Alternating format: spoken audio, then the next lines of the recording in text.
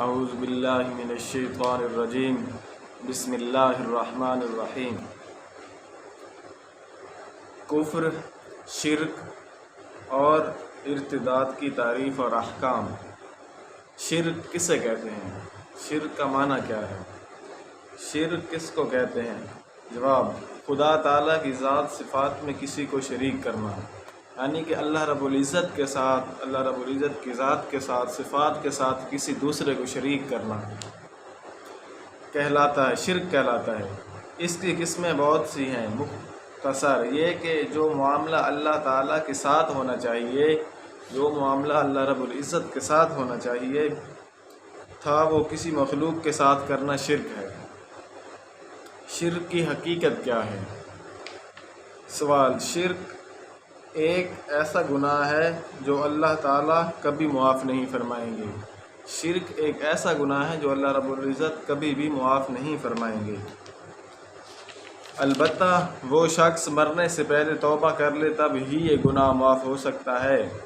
یعنی کہ شرک ایسا گناہ ہے کہ اللہ رب العزت کے ساتھ کسی کو شریک کرنا، اللہ رب العزت کے ساتھ شرک کرنا، یہ اللہ رب العزت گناہ کبھی بھی معاف نہیں فرماتی۔ ہاں، اگر وہ مرنے سے پہلے توبہ کر لے، اس گناہ سے توبہ طیب ہو جائے، مرنے سے پہلے وہ توبہ کر لے، تو پھر اللہ رب العزت اس گناہ کو معاف فرما دیتے ہیں۔ اب سوال یہ ہے کہ اگر کوئی شخص نادانستہ طور پر شرک میں مبتلا ہو جاتا ہے اور اسی حالت میں مر جاتا ہے، تو اس کا یہ گناہ اللہ تعالیٰ معاف فرما دیں گے یا کبھی بخشش نہ ہوگی؟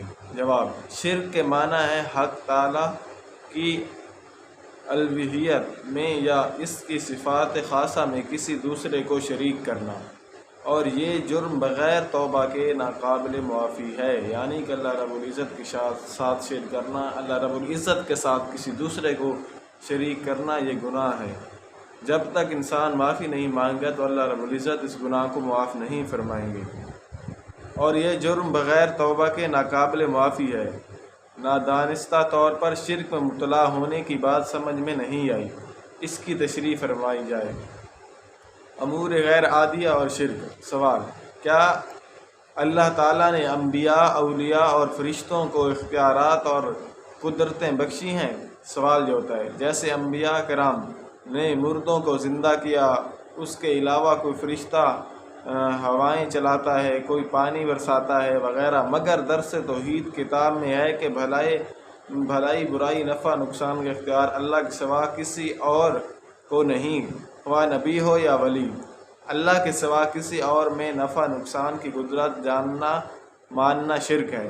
تو اس کا جواب، یعنی کہ انسان کہتے ہیں کہ قرآن میں ہے کہ اللہ رب العزت کے ہاتھ میں نفع نقصان ہے، اللہ رب العزت کے بغیر کوئی نہ نفع کر سکتا ہے نہ نقصان کرتا ہے۔ تو جو اللہ رب العزت نے انبیاء ایسے بھیجے ہیں جو مردوں کو زندہ فرماتے تھے، فرشتے ہیں جو بارش برساتے ہیں، ہواؤں کو چلاتے ہیں، روح قبض کرتے ہیں، تو یہ کیا ہے؟ تو اس کا جواب، جو امور اسباب عادیہ سے تعلق رکھتے ہیں، مثلا کسی بھوکے کا کسی سے روٹی مانگنا، یہ تو شرک نہیں ہے۔ باقی انبیاء اولیاء کے ہاتھ میں جو خلاف عادت واقعات ظاہر ہوتے ہیں، وہ معجزہ اور کرامات کہلاتے ہیں۔ اس میں جو کچھ ہوتا ہے وہ اللہ تعالیٰ کی قدرت سے ہوتا ہے۔ مثلا عیسیٰ علیہ السلام کا مردوں کو زندہ کرنا، یہ ان کی قدرت سے نہیں بلکہ اللہ تعالیٰ کی قدرت سے ہوتا ہے۔ یعنی کہ حضرت عیسیٰ علیہ السلام تھے، وہ مردوں کو زندہ فرماتے، مردے کو زندہ کر لیتے تھے، تو یہ اس کی قدرت نہیں تھی حضرت کی، تو یہ اللہ رب العزت کی قدرت تھی۔ اللہ رب العزت یہ ایک معجزات دکھاتے ہیں انسان کو۔ حضرت عیسیٰ علیہ السلام کا مردوں کو زندہ کرنا یہ ان کی قدرت سے نہیں بلکہ اللہ تعالیٰ کی قدرت سے ہوتا تھا، یہ بھی شرک نہیں۔ یہی حال ان فرشتوں کا ہے جو مختلف کاموں پر مأمور ہیں۔ امور غیر عادیہ میں کسی نبی اور ولی کا متصرف ماننا شرک ہے۔ کافر اور مشرک کے درمیان فرق۔ کافر اور مشرک کے درمیان کیا فرق ہے؟ کافر اور مشرک کے درمیان کیا فرق ہے؟ اور یہ کہ کافر اور مشرک کے ساتھ دوستی کرنا، طعام کھانا اور سلام کا جواب دینا جائز ہے یا نہیں؟ نیز یہ کہ اگر سلام کا جواب دینا جائز ہے تو کس طرح جواب دیا جائے؟ جواب: آن حضرت محمد صلی اللہ علیہ وسلم کے لائے ہوئے دین میں سے کسی بات سے کسی بات سے جو انکار کرے وہ کافر کہلاتا ہے، اور جو شخص خدا تعالیٰ کی ذات میں صفات میں یا اس کے کاموں میں کسی دوسرے کو شریک سمجھے وہ مشرک کہلاتا ہے۔ کافروں کے ساتھ دوستی رکھنا منع ہے، مگر بوقت ضرورت ان کے ساتھ کھانے میں کوئی حرج نہیں۔ آن حضرت محمد صلی اللہ علیہ وسلم کے دسترخوان پر کافروں نے کھانا کھایا ہے۔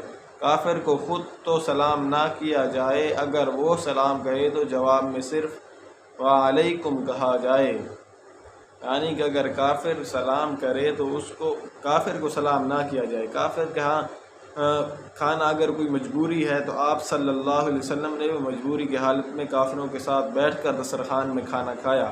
اگر کوئی مجبوری ہے تو انسان کھانا کھا سکتا ہے کافر کے ساتھ بھی بیٹھ کر، اور کافر کو اس طرح کے بندے کو سلام نہیں کرنا چاہیے۔ اگر وہ کافر سلام کرے بھی صحیح تو اس کو یہ نہیں کہنا چاہیے کہ وعلیکم السلام ورحمۃ اللہ وبرکاتہ، بلکہ اسے کہنا چاہیے وعلیکم، یعنی کہ بس وعلیکم، یہ جواب دینا چاہیے۔